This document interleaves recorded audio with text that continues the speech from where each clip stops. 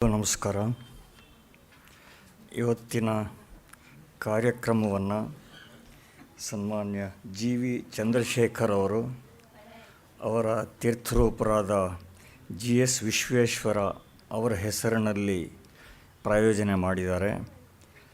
ದಿವಂಗತ GS ವಿಶ್ವೇಶ್ವರ ಅವರು ಕಾನೂನು ವಿದ್ಯಾಭ್ಯಾಸದ ನಂತರ 1960ರಿಂದ ಅಡ್ವೊಕೇಟ್ ಆಗಿದ್ದರು.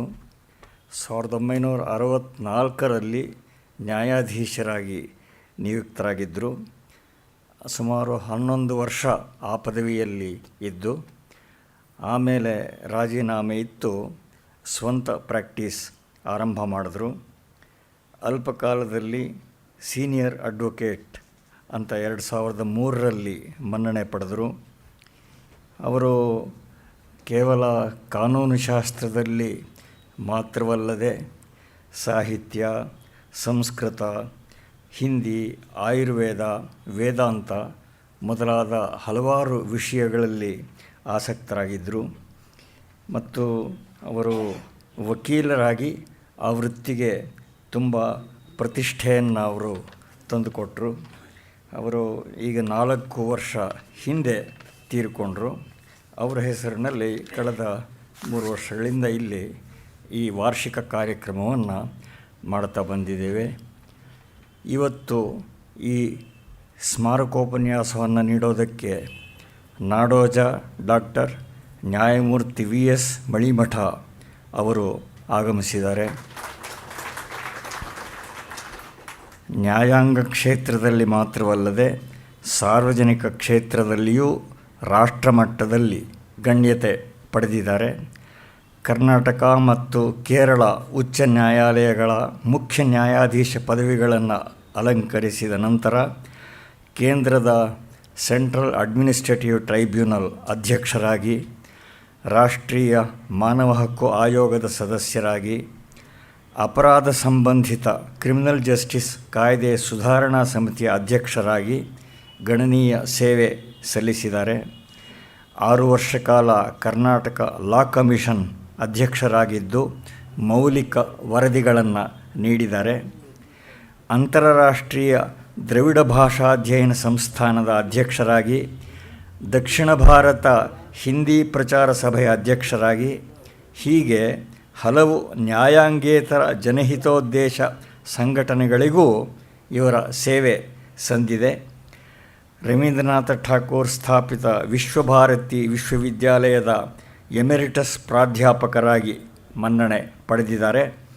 ವಿಶ್ವಸಂಸ್ಥೆಯ ಕೋರಿಕೆಯಂತೆ ನೈಜೀರಿಯಾ, ಶ್ರೀಲಂಕಾ, ಥಾಯ್ಲೆಂಡ್, ನೇಪಾಳ ಮೊದಲಾದ ದೇಶಗಳಲ್ಲಿ ಮಾನವ ಹಕ್ಕು ಪರಿಸ್ಥಿತಿ ಅಧ್ಯಯನಗಳ ನೇತೃತ್ವ ವಹಿಸಿ ಸಲಹೆ ನೀಡಿದ್ದಾರೆ.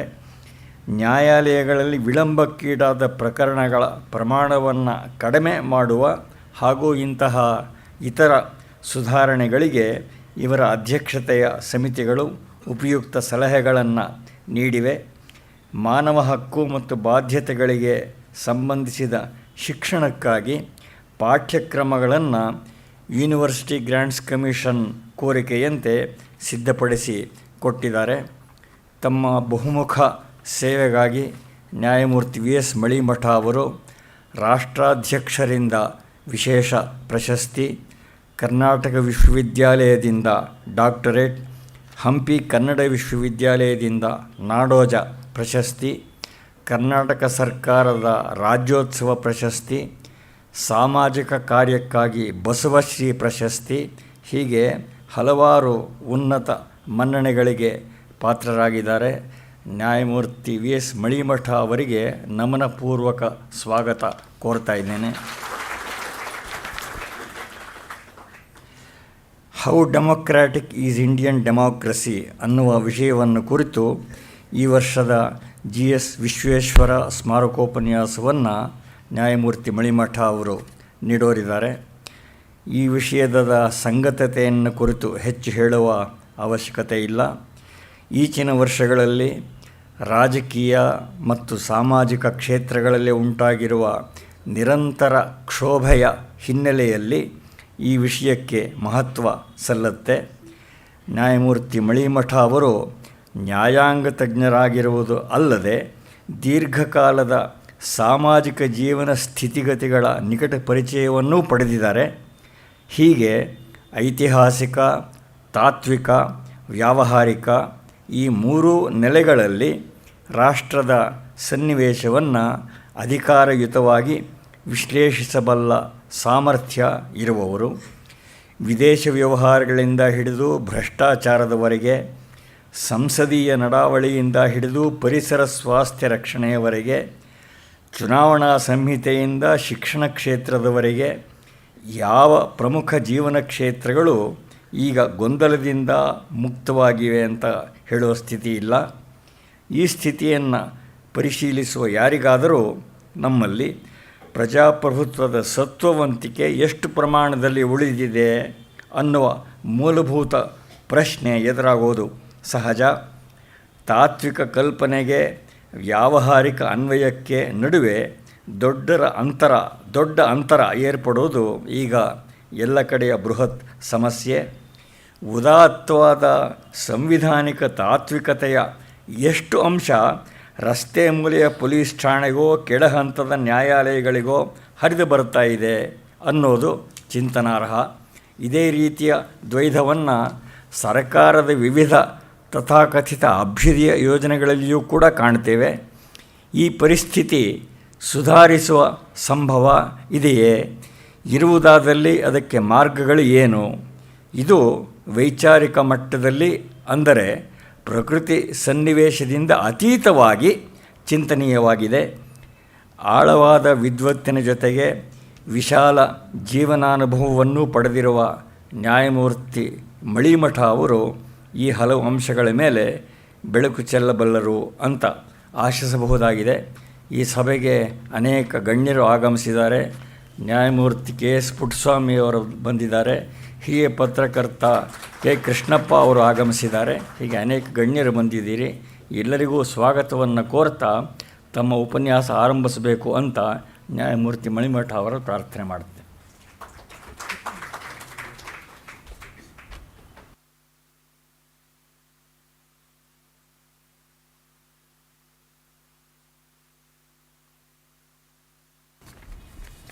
Good evening to everybody. I am overwhelmed by the presence of important dignitaries and eminent personalities. I am happy to see in our midst Justice Puttaswamy, Justice Manjunag, Sri Krishnappa, Sri Ramaswamy, Sri Chandrasekhar, and many intellectuals and great souls. I feel very humble when I look at the portraits around, and at the same time I feel so sad that what we have become. What great and noble souls around here. They led the country. They were pure souls. They sacrificed. They thought a lot and did a lot of good to everybody. And here we are at the lowest ebb of civilization. And that is why I feel greatly privileged to be invited to deliver this memorial lecture established by Sri Chandrasekhar in the name of his revered father, Vishweshwara. Unlike other functions, this has a different flavor. Basavanagudi is an area of intellectuals, critical thinkers, well-wishers of the society. Each one of you is a great and noble soul here. I'm greatly privileged about the quality of the audience here. It's a very superior quality. And I'm afraid I may not be able to match your expectations on being such a critical lot. Let me at the outset pay homage to the memory of Sri G. Vishweshwara, the father of Sri Chandrasekhar. He has already made name in Delhi as a prominent and competent advocate. I knew Sri Vishweshwara as a judge and as a lawyer. He has appeared before me in several cases. It is not exaggeration if I say he was really judge material, somebody who should have been invited to be on the bench of the High Court. That was his caliber and that was his capacity. He was a very profound lawyer and a brilliant one, very studious, and always very subtle in his arguments. I always admired and complimented him for his forensic skills. There was a distance between us for the reason that I was a judge. But that did not come in the way of my having regard and respect for him as a person and as a judge and as a lawyer. In every role he excelled. We were not friends in that real sense of the term. But friendship is not necessary to admire each other. One day I received a present from him. Somebody came, I don't know who came, and presented a silver plate inscribing his name and conveying his appreciation about me. Most unexpected gesture of a person between whom there was a great physical distance, though not mental or otherwise. And that was what Vishweshwara was. He had his own measuring yard, and if you come up to his expectations, you had the recognition coming from him. And that I value very much, even till this day, and I preserve that memento as a precious gift that I have received from one of the noblest persons.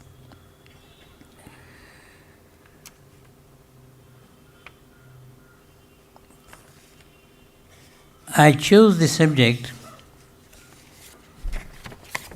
as I was given a liberty to choose any subject for my talk. A subject which I thought should be sufficiently provocative for this intellectual gathering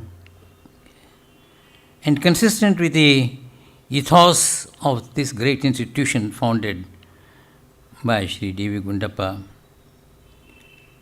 whom I would like to salute in my own humble way.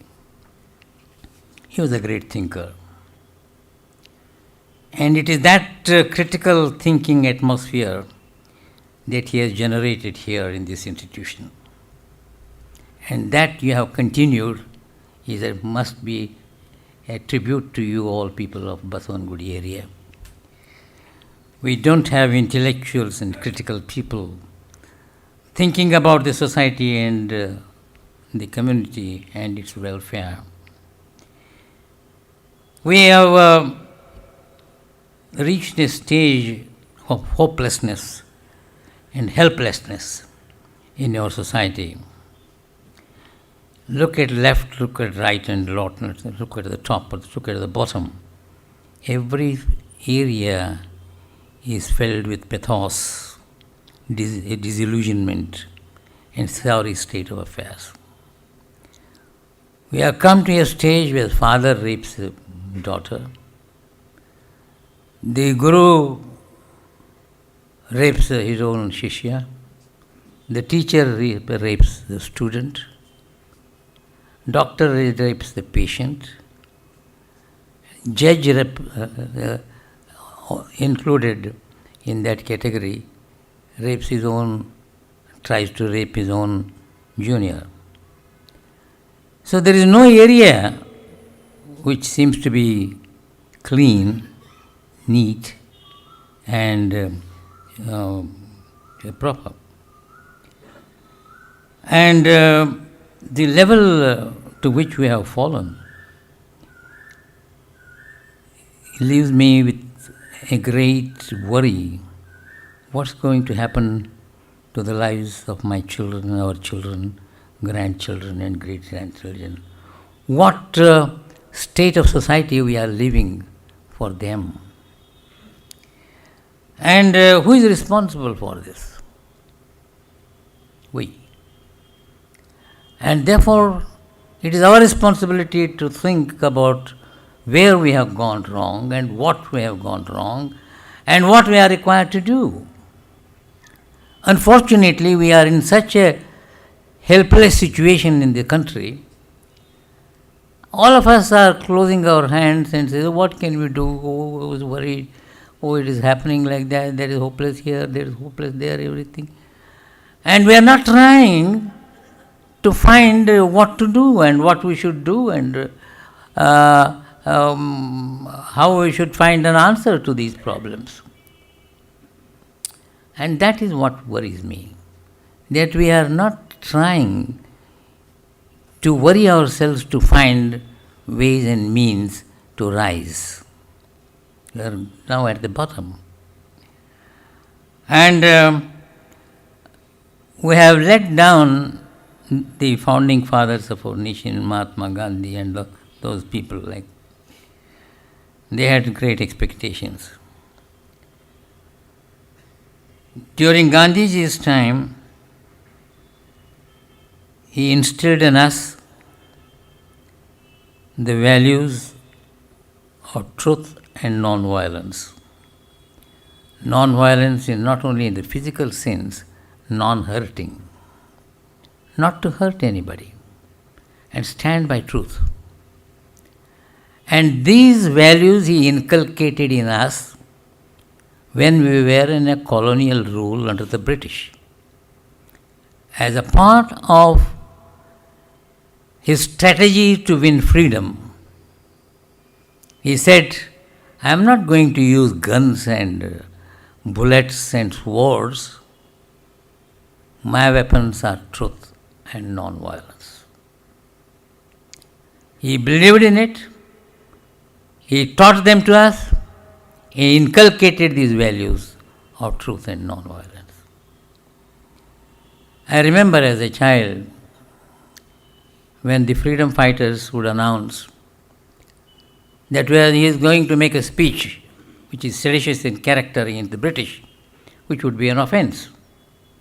He would declare well in advance, I am going to make a seditious speech on such and such a date, in such and such a place, in such and such a time. The courage to say that. And when he made that speech and the police were waiting, immediately they would arrest, put him in the van and take him and put him in the jail. And when he was tried for that offense, they asked, did you make a speech against the government, against the British government? He would not say no to escape imprisonment. He would say, yes, I have said so. I will say it again, 100 times. Saying truth, knowing full well that it is going to cost him dearly, he still adhered to truth. Non-violence, you must have all read about Dandi March, when the salt-making process was undertaken against the law, and the police were there, and these people were making salt out of sea water. And the moment that attempt was made, they would go and beat these people. And nobody protested and nobody came in the way, nobody attacked the police, nothing at all. They never used violence in retaliation at all. Or on the contrary, their tents were there, the doctors were there, medicines were there, bandage materials were there, volunteers were there, the stretch was there. They would immediately, the man who is beaten by the police fallen, they would put him on the stretcher, take him there, give him treatment, give him the bandage and treat him. Look at the height to which non-violence was practiced, we the Indians, not the present generation, of course. So this is the level to which our moral levels were enhanced. They were practiced not only by big people and intellectuals, even the common people.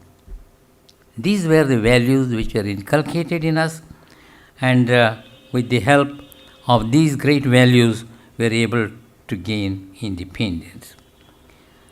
Having risen to these heights of moral levels, after independence, we have started deteriorating, partly because we have lost the moral leadership of Gandhiji and the like, and partly because we were earlier had a mission to throw away the British rule and gain independence, and we had an ideal to pursue, and the one who set these ideals, those who set the ideals were no more. No alternative ideal was placed before us to pursue in the same manner we pursued the ideal for independence. Therefore, the ideal that came to be practiced after independence, now we have got independence, now no question of sacrifice, no question, now I am going to get the rewards for grab whatever it is, what I was get. So I grab one thing, another grabs another thing, another grabs like that. We are all started grabbing. We sacrificed from the mood of sacrifice, mood of truth, mood of non-violence. We get into quite a converse mood. And this began in a very small way, and we have now reached the worst stage ever. This is the societal status. Now, we have got to think how these things have happened and what these things have happened and where we have gone wrong or what we should do is a matter for the thinkers and people to find solutions. Now, after independence, we set ourselves to decide how we are going to govern our country. So we constituted a constituent assembly headed by Rajendra Prasad, all great leaders, and drafted a constitution for governing our country. And Ambedkar was the one who moved it. But one thing I would like to refer to the unknown hero in the making of the constitution.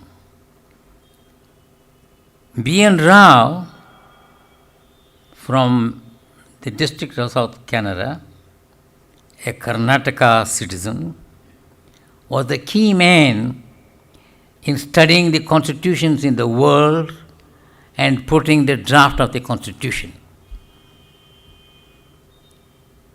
It's unfortunate that we don't remember, even Karnataka people don't remember with gratitude this great son of Karnataka, B.N. Rao, who was the main architect of the constitution. And it was led by Ambedkar and in the Constituent Assembly, but the drafting and studying and the studious work and all that being done by B.N. Rao. Anybody who studies the papers of the Constituent Assembly will not hesitate, will not miss this story. Many times I feel what bad people we are. Our own hero we don't remember with gratitude. I will only mention one thing about him. There was a conference in America on the American Constitution. And B.N. Rao went and participated in that conference. And he was acclaimed as an expert in American Constitution par excellence. And after the conference, B.N. Rao came back to India. Frankfurter, one of the greatest judges of jurist of the Times, wrote a letter of thanks to B.N. Rao. And do you know what he says? If the President were to ask me to choose an expert on American Constitution to be appointed as a judge of the Supreme Court of America, I will recommend the name of B.N. Rao. American Constitution.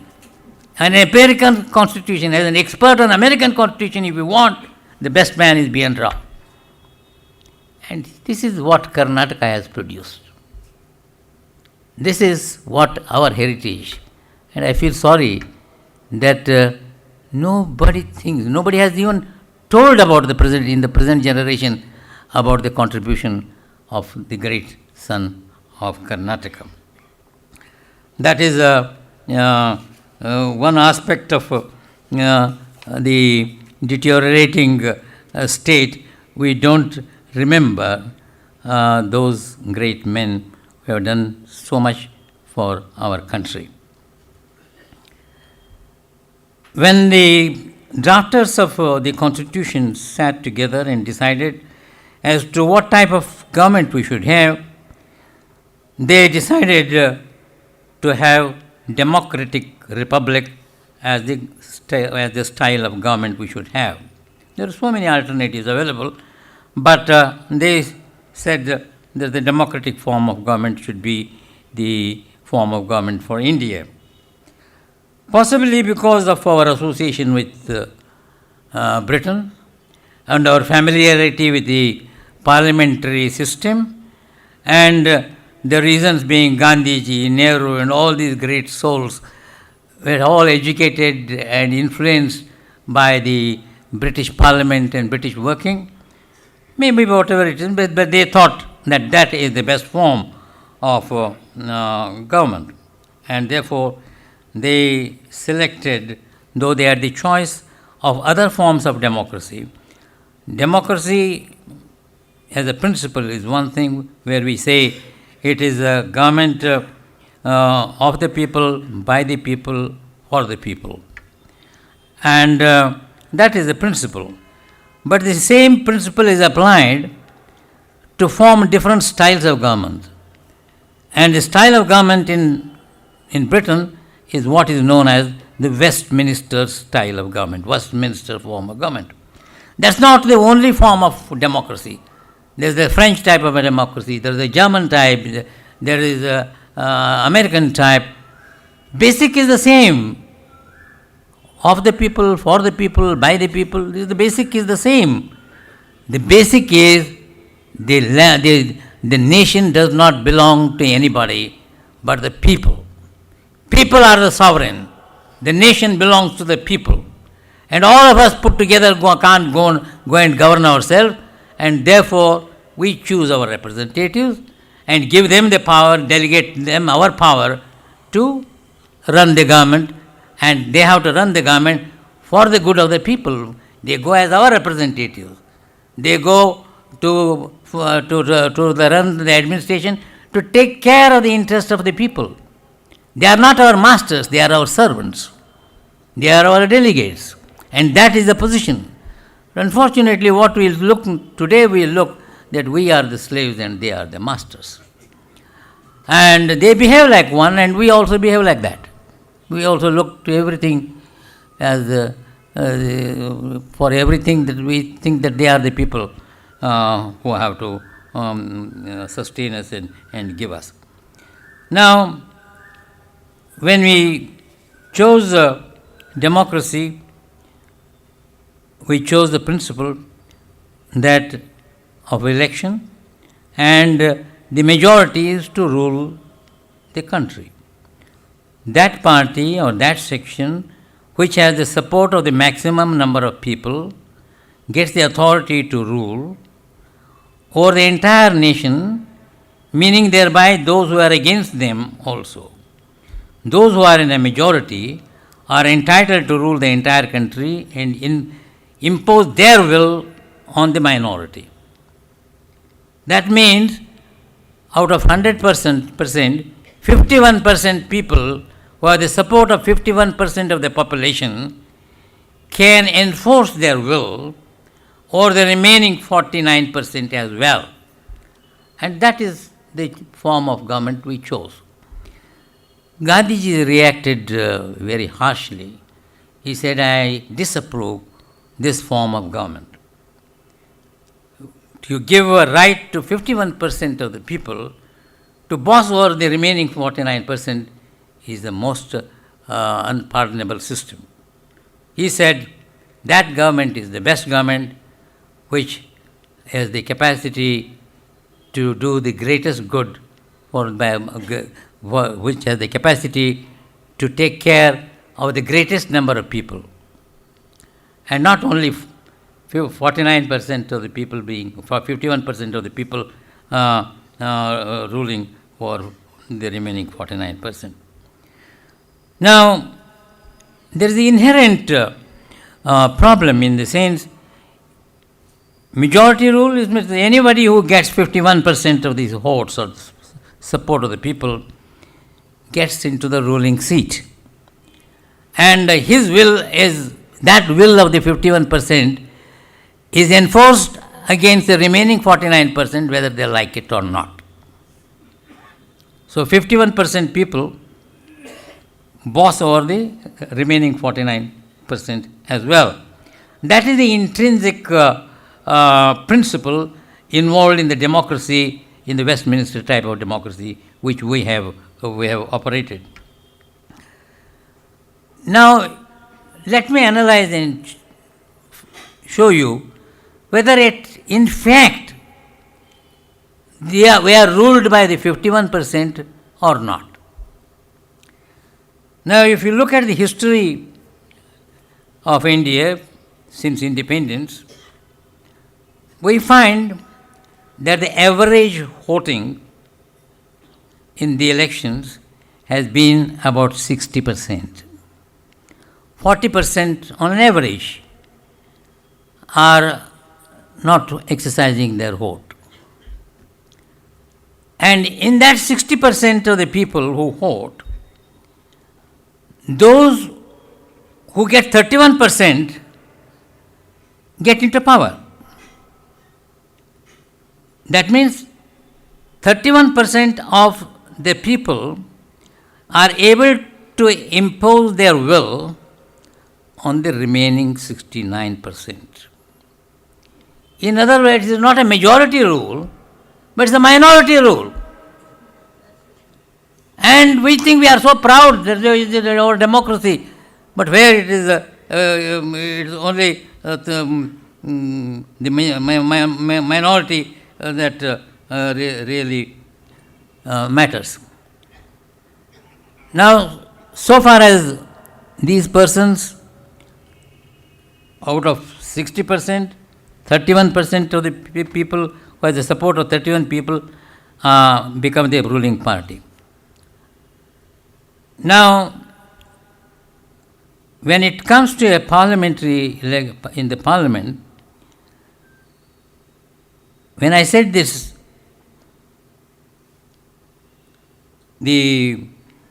out of 100 persons, 100%, 60% is the population, and out of that 31% of the gets into the power. In the parliament, there are two parties. And that party which has the majority support forms the really government. That means any party which has got support of 16% really rules the state. Ultimately, it comes to this, that party which has the support of 61% of the population rule over the remaining 84%. What type of democracy is it? The minority ruling the majority. And we think that this is the very ideal system and which we have worked. This is the outcome of the way in which we have operated the election process in the Westminster type of democracy. It is not as though this is the only form of democracy. There are other forms of democracy which are much better. Take, for example, it's the question of presidential election in America. If there is a direct election of the president by the entire nation, and the one who gets the maximum votes gets elected. There also it is not 51% of the people electing. If there are 3 or 4 candidates, the man who gets less than 51% also can become a president. The same happened in France between 1946 to 58. In those years, 22 governments came in power, because every government would come and then it would be defeated because it would not have the majority support, and therefore the constitution was amended during the time of de Gaulle, and therefore he had the direct election to the president, and one who secures 51% alone will get elected. Supposing there are 4 candidates, anybody gets 51%, he becomes the president. Supposing one gets 49, another will get 39, another gets 32, nobody will. In which case, all other candidates will be eliminated except the first 2, and a fresh voting takes place. When the fresh voting place between only 2, one is bound to get more than 50%. And therefore, the one who has the support of the 51% of the population of the country alone becomes the president. Of course, he chooses the cabinet and all that. There are other forms of government. Therefore, it is not as though it is not possible to devise a way where really the majority comes in power. Whereas, as far as the Westminster type of government which we have chosen, leaving aside the other choices, and this is the unfortunate rule. Now, when it comes to our government had no difficulty immediately after independence for nearly more than 20 years, because Congress was the party which won us freedom, and therefore at every election they got thumping majority, and more than 51% of the population voted for the Congress party. It is only after about 22 or 23 years, for the first time, the Congress lost, and then the problem arose where parties having less than 50% also became, they got the power to rule. And therefore, when no party could form a government, the concept of coalition started. Is this a democratically sane and sound principle to form government on coalition basis? If you look from the point of view of the voter has before him, when he has to exercise his vote for his candidate, there is a Congress candidate, there is a Communist candidate, there is a BJP candidate, there is all sort of parties different. Each party comes and tells the others are hopeless, they are very bad people, don't elect them, I am the best man, elect me. Each one gives reasons to say that he is bad and I am good. And I as a voter listen and make up my mind, whom in my own judgment, who is better and who is not worse. So I have elected. After elected, these people whom I had opposed, he joins hands with these people, whom I had accepted is a hopeless fellow, I should not reject. The man whom I rejected becomes a party to the government. Can we call it democracy? Is it not cheating the voter? I assume that he is a bad fellow and I should not trust him, and I don't want him, and I exercise my vote, and now he comes and sits as my boss and he rules over me. The coalition form of government is against the basic fundamental principle of democracy, which we are not able to say, which we have found it very convenient. What can we do? and therefore the answer has to come from us. We have to find an answer to this. This is bound to happen because of the way in which there are multiple parties and nobody gets 51%, and unless you get 51% of the people to support you, you can't form a government. Even if you form one, it will fall. And therefore, what is the answer? They found it is convenient to go on coalition. The enemies become friends all of a sudden and form government. And which enemy and which friend, we don't know. We have no say at that time, at that stage itself. So, one of the intrinsic defect in this form of democracy which we are employing, it is all right, it works all right only when there are two parties. It worked well in Britain because there is one Labour Party, there is a Conservative Party. Nothing can prevent more than two parties. You can't make a law saying there cannot be other parties at all.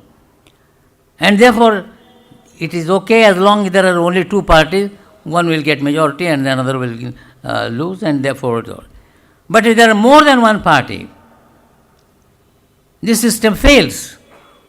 Even Britain is now realizing there is a third party is coming, and therefore they are also having the same. Therefore, this is a matter for us to learn from the experience and to find ways and means to be really realistically democratic. And democracy means it is our rule, majority of the rule, at least the majority of the people. The other fundamental deficiency in democracy is we permit individuals to contest election.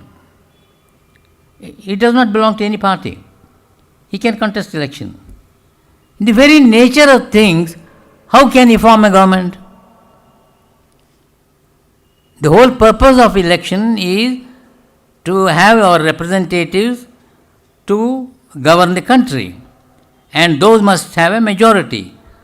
How is the man? He comes alone. He has no party. And in the very democratic principle that we have accepted, there is no place really for an individual to participate.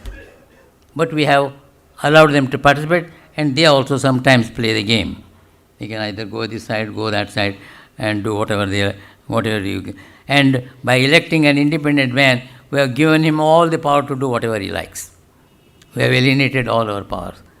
And that becomes a great menace so far as these are concerned. So, when we look at the way democracy has functioned, we really find that it is not a sound democracy which does not represent those who are governing, those who are empowered to govern us, do not enjoy the support of the majority. They enjoy the support of the minority, and the minority ruling the majority, and therefore it is a perversity in the actual functioning of the democratic principle.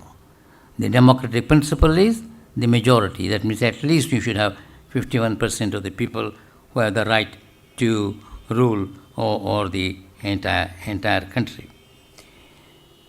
And if you look at the entire history of our parliamentary elections, the maximum number of MPs elected was in 1952, where 415 seats were won by the Congress party. That is the highest ever. 552 or 22 or something is the total, but they won 48%. Though the total was, so far as the actual voting is concerned, the Congress party, though it won 415 seats, the votes it secured was 48.1%. That means it did not have the support of 51%. Though it was the biggest ever, 415 parliament, No party has got other than that one in 1952. That means that is the ideal situation. Even the ideal situation brings out a situation where it is 48% people bossing over the remaining 52%. Therefore, look at even the best situation in our country. It is the majority rule and not the minority. No, it's the minority rule and not the majority rule. Whereas the principle of democracy is the majority has, that is, 51% of the people can be authorized to rule the remaining 49%. But in fact, it doesn't happen. And this is a matter for worry. This is a matter for concern. And where do we apply our mind? Where do we question the systemic aberrations that they are very inbuilt in the very system itself? If you accept this principle of the system, this is bound to happen. And therefore, what has happened to us, the intellectuals, the thinking people? And why don't we see wrong things are happening because of this type of manipulation that is permissible in the country?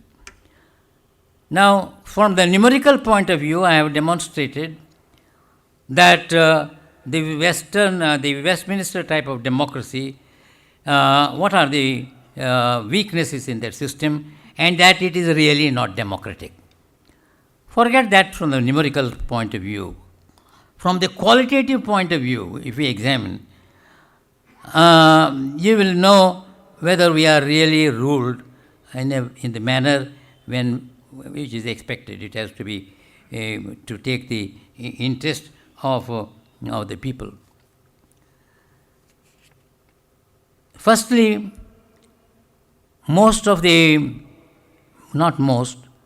large number of people don't get, their votes are not registered. Even when their votes are registered, their names are wrong or whatever it is. My name is not correctly printed even till today.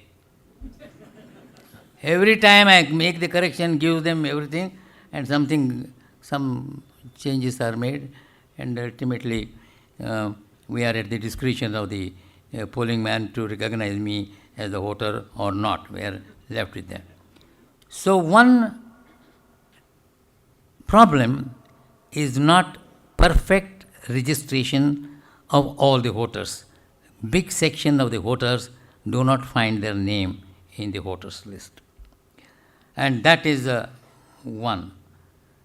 Then the next one is a good percentage of population, and mostly the rich and the influential and the powerful, don't go to exercise their poll.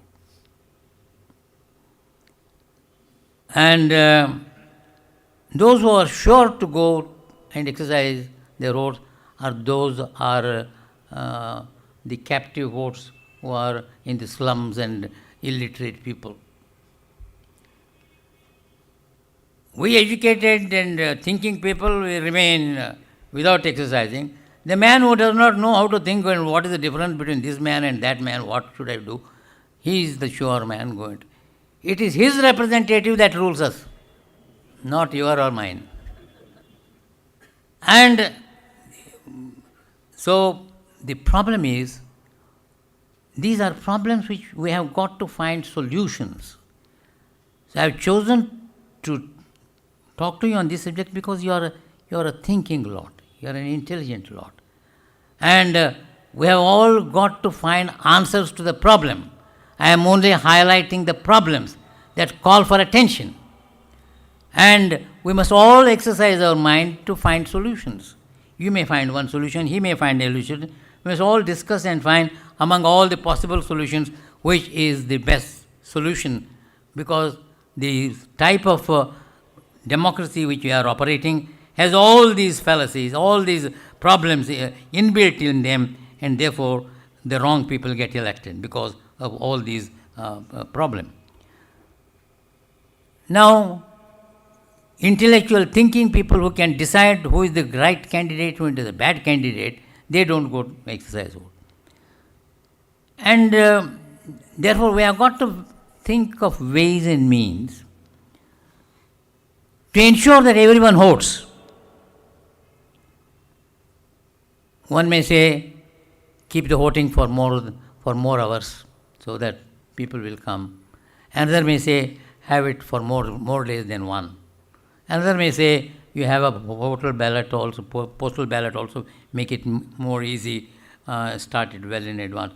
Like that, you may have so many solutions. Make it penal if you don't exercise your vote.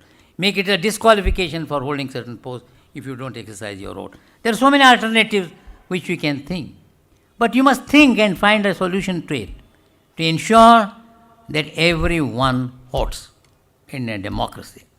And that is one of the problems which I have to place before you for consideration.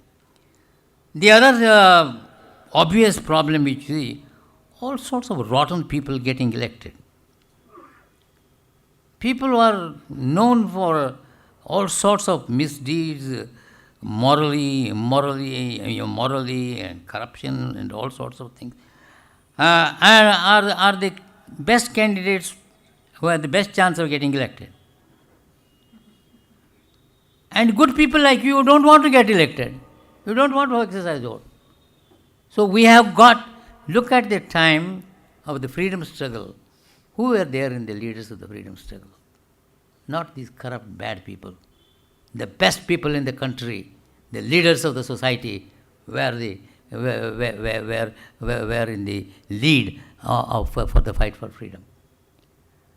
And we, the intellectuals, the thinkers, the good men, the honest men, they have fled away from the field and allowed the field to occupy by these gundas and corrupt people and immoral people. Why this has happened? Why I and you are afraid of going and standing for election?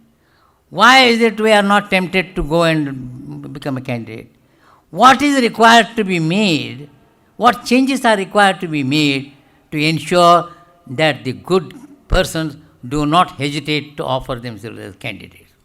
What reform is required to be made to make you and me comfortable to offer ourselves as candidates? It is not comfortable today. Therefore, we don't go.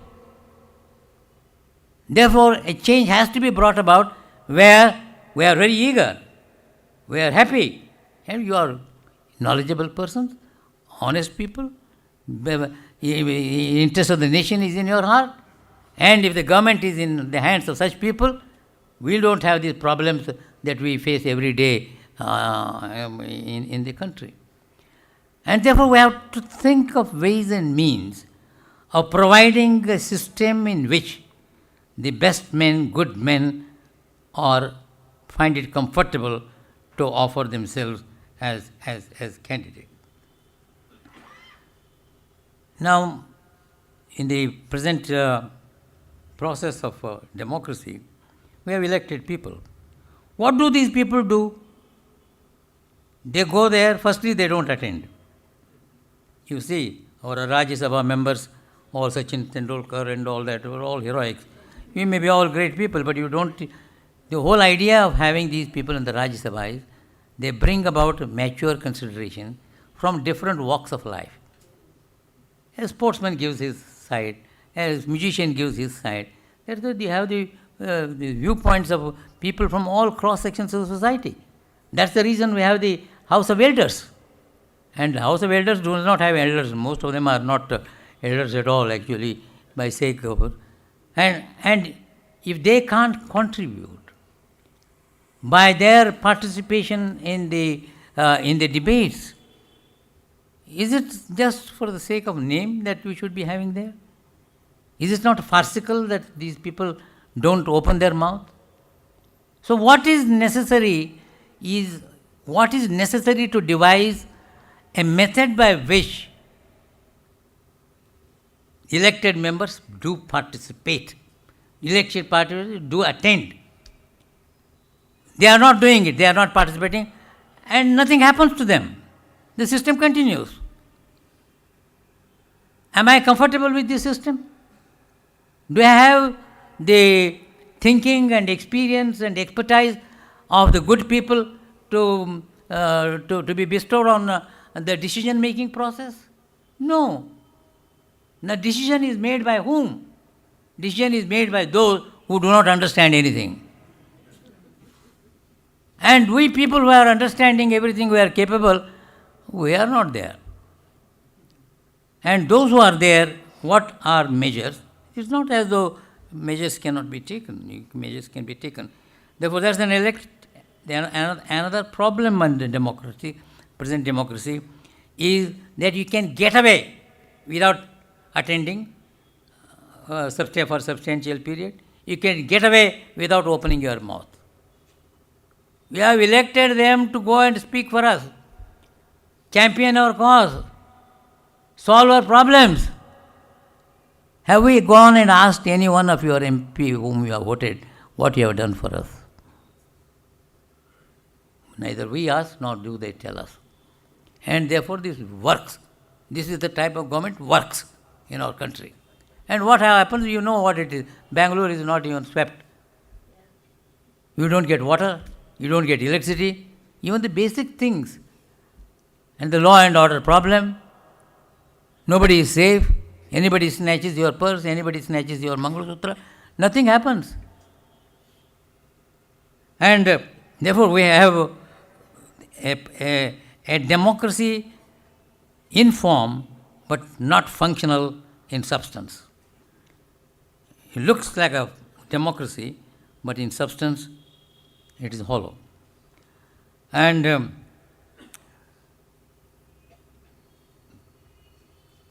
corruption has really eaten the vitals of our life, and we have not been able to find reasons for the same. I have my own point of view on the great agitation Anna Hazare and they made. Anna Hazare has been a great Gandhian, but he did not stick to Gandhian principles with great respect. What did he demand? He demanded a strong Lokpal bill.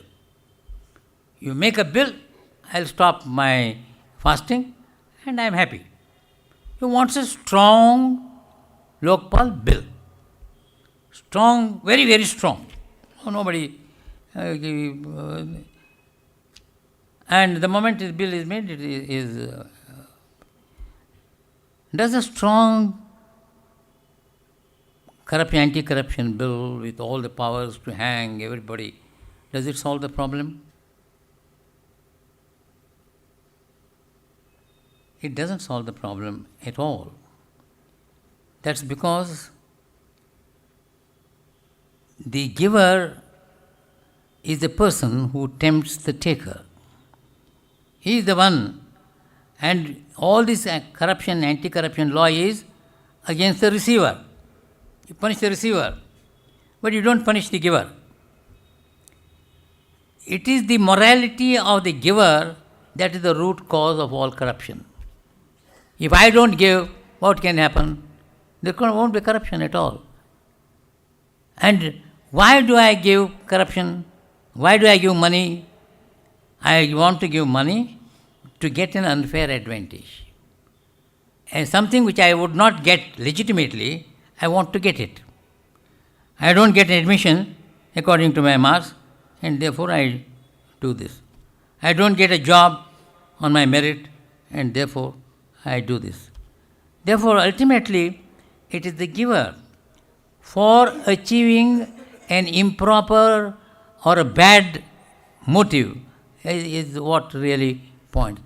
And this depends upon the type of character which we have.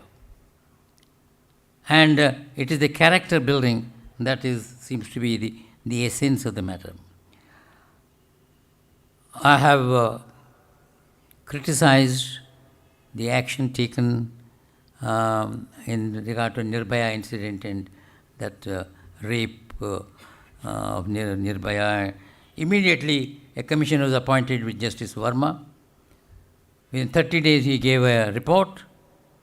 Touching a lady is an offence, looking at her is an offence, and all that sort of thing, and hang him. Is that what our women are satisfied with? What the law, after Mirabai incident, says is, if you are raped, this is what assurance the law gives to the woman. If you are raped, I'll see that the rapist is hanged. Is that what our women would be satisfied with? The woman wants not to be raped. That is the right. Not to be raped is what she demands the law-making people, the leaders to do it. Not after rape, you send him to gallows. What relief is to her, the rape lady? She is damned, she is hurt. And therefore, I have come to the conclusion that the law and the courts are not strong enough. We have trusted law too much to solve our problems. Law does not have the strength that we have assumed that it has.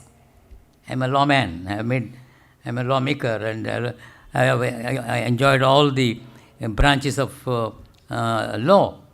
But I can tell you from experience that law only touches a fringe of the problem. The essence of the problem remains untouched by law. And it is, all these offenses will not take place provided the man does not stoop to such wrong actions. Therefore, it is the character of the man that protects the woman. If a man is of good character, the woman's integrity and her rights are safeguarded. So it is not the law. Law only punishes, but law doesn't protect.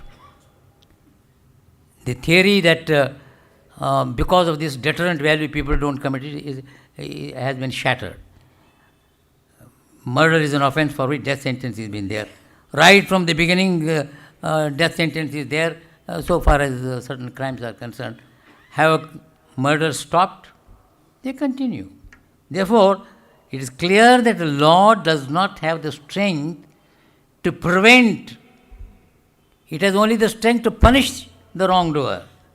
It does not go beyond that of bringing about a situation when the offense does not take place. That can only happen by the building up of character. Albert Einstein, one of the greatest scientists of this time, said that all these morals and values are not written in the stars. They are not as if something for the first time you make the law and as if you have discovered. They are there from centuries. We know this is wrong. Raping is wrong, stealing is wrong, murdering is wrong. It is not for the first time the United Nations discovered it and put it in the Universal Declaration of Rights. They are all known from the ages. And all of those people, corrupt people, they are all officers, legal people and all. They do not know that is an offense. They all know that it is an offense, it is wrong. The very people who know that it is wrong, they commit the very wrong thing. Why? Einstein says, under the compulsions of animal instincts. We have all animal instincts. We are all basically animals. The transformation from the animal to the human is not yet complete. And therefore the lingering passions of the animal continue. And what is required is to tame the animal instincts and make me more human. It is the taming of the animal instincts is the essence and is the requirement, and to make us more human and not behave like animals. When you rape, you behave like an animal. The animal does not make any difference whether it is a mother whom it is having intercourse or the sister or whatever it is. It doesn't bother. We have that difference, and it is that difference which makes us behave as a society, as a civilized society. Therefore, the essence of the matter is character building. The level of character before independence, as I mentioned to you about truth and non-violence, was so high. Now the level of character has gone down to such an extent, and no amount of lawmaking is going to improve the situation. Our life is not going to be good and safe and comfortable unless we transform ourselves from the animal in us to the human in us. And that is the challenge. And these are all the challenges which has to be faced. And what is required is for the enlightened society to apply its mind and feel concerned that it is my problem, it is a societal problem, and I owe a duty to find answer to these problems. And don't allow these the so-called parliamentarians or the lawmakers to find the solution. They are inadequate, they may not be perfect, and therefore men like you, intelligent people, and thinking people, moral people, good people, are the people who must come out of their shell. Come out of their shell and don't leave it to others. Take it as your problem. Start thinking and find solutions. I have no solutions, ready solutions to give you. We must all try to put our heads together and try to find solutions to improve the society and to make it a more livable society and to make it a more vibrant and useful democracy. Thank you very much.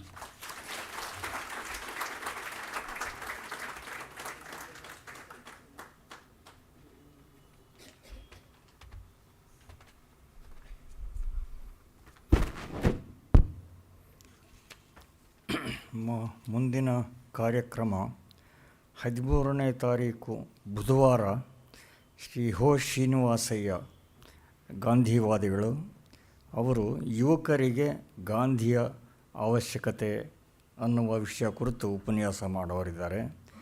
ಬುಧವಾರ 13ನೇ ತಾರೀಕು. We have had a most illuminating discourse by Justice V.S. Malimath. He started referring to the disillusionment pervading the present environment. All of us appear to be clueless, but we cannot afford to abdicate. In the past, in desperate times, Gandhi stoutly faced the might of the British Empire with truth and non-violence. And even the common people like you and me shared those noble values with neither fear nor ulterior expectation. What level we have sunk to.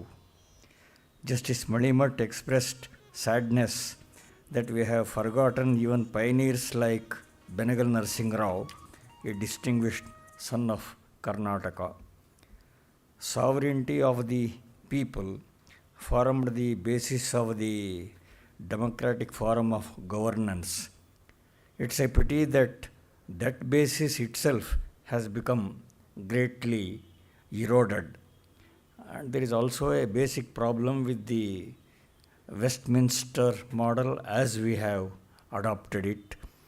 While majority rule itself is of questionable validity, in practice it has become virtually a minority rule. In fact, a minuscule minority rule. Coalition is not working famously either. Coalition per se is against the constitutional norm. People must speak up. We should learn from past experience. Contest by individuals is a farce. There are many such perversities which Justice Malimath explained. Even in 1952, when Congress won the maximum seats, 415 out of 572, the actual votes Congress polled was about 49% or so, which is less than 50%. About the quality of the candidates these days, the less said the better. Voters' lists are notoriously defective. Even quality-wise, we are ruled by absence of merit. Alternatives indeed are available, but people should demand change. Let us create an environment wherein good people do not hesitate to contest. Let us demand more responsible participation from the elected and the nominated representatives. Let us restore functionality in our system. Character building is the essence of the matter. As Justice Malimath said, this I feel is the burden of his presentation. Let us all ponder over it. On behalf of the family of Vishweshwara and on behalf of all of you and the Gokhale Institute of Public Affairs, I offer our respectful thanks to the distinguished speaker. I request Justice K.S. Puttaswamy to kindly come on to the stage and honor the speaker.